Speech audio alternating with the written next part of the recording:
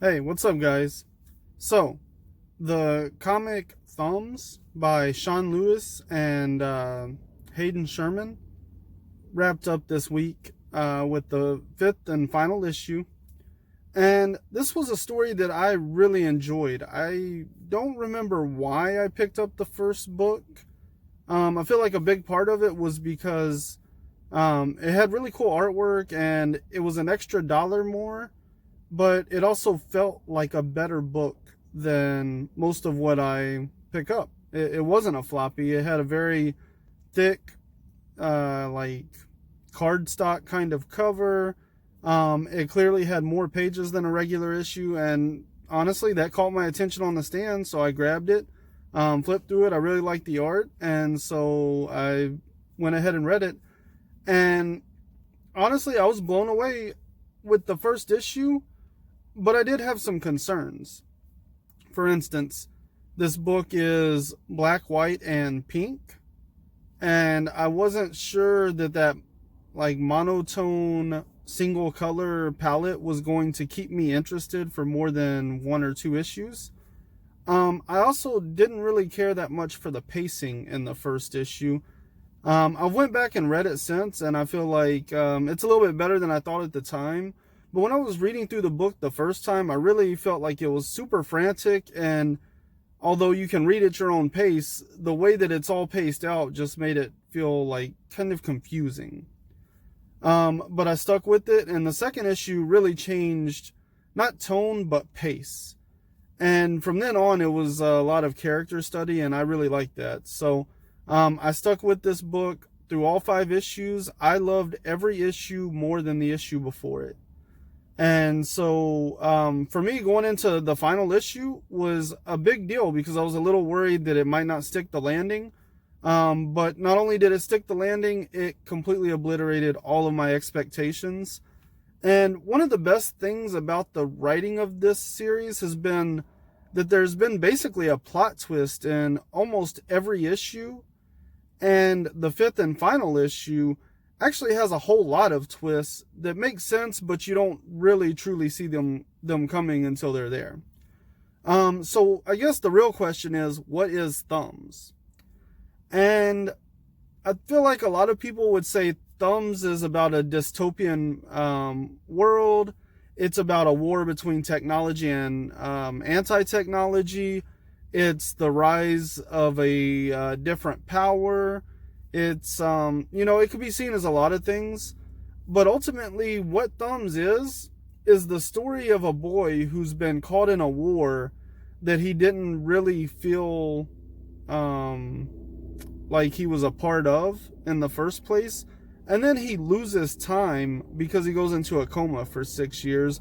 And when he comes out of that coma, that's where the story really takes place. And it's just the story of him trying to get his sister back and establish a sense of freedom. Like, that's always his focus in the story is, how do I save my sister and how can we be free again? And when he talks about freedom, really what he's talking about is like a freedom from choice, a freedom from being told what to do or how to do things, a freedom from the war, a freedom from the world that they live in, and a freedom from technology. So really what this book ultimately is about is freedom. And I would say this sits kind of in this I don't know, in this area between something like Fight Club and Mr. Robot. And I guess the other side of it is a little more Ready Player One. But this is what I really liked about this story is that it never got preachy. The story was always about Thumbs trying to find his sister and, his app mom and his friend ally Nia. And so that's what saved it from being so preachy is the whole story was always about this one singular mission. He wants to save his sister. But you get to explore a world where technology has basically taken over people's lives. And one particular inventor, developer, a lot of times they compare him to Mark Zuckerberg. I don't really see that much. But the point is, basically, he says instead of selling people technology and video games, we should give it to them. And he basically subsidizes giving away all this technology until he has all these kids hooked on it. And they're so completely hooked on video games and virtual reality and technology in general that cyberbullying becomes a huge problem. Some kids die, and their parents feel like it's technology's fault. And in a lot of ways, they feel like it's Adrian Camus's fault for giving away this technology. And it's represented in the story a lot like a drug. You see a lot of kids that are, there's a section of the book where they basically travel through what we would consider Skid Row, where there's all these kids like plugged into virtual reality, and they're clearly addicts, junkies. But you also get the side of the power and the advocates and this sense of like a complete paradise without technology. But there's clearly something missing in their lives. And you do get to see like the hypocrisy and the hubris that the power has. And when I say the power, that's actually the name of like this uprising that's basically the empire. They're taking over everything and eradicating technology from everybody's lives, while you have this rebellion resistance that is fighting against that and trying to preserve technology. And again, there's just so many different facets that this story touches on, and so many different concepts and ideas that it touches on, that it's really hard to explain everything. But again, like I was saying, the beauty of this story is that it focuses on a young man trying to save his sister. And while it does achieve that, there's so many twists and turns on this adventure that it's ultimately a tragic story. I don't want to necessarily spoil any of that, but just understand things. It's not a happy ending, but it is a very happy ending. So yeah, I just thought there was a lot of, as interesting as the characters and the story are, what I thought was really interesting is a lot of the themes and ideas that get brushed over throughout the course of this story. And so you have things like these kids are blamed. Technology gets the blame for taking over these kids' lives.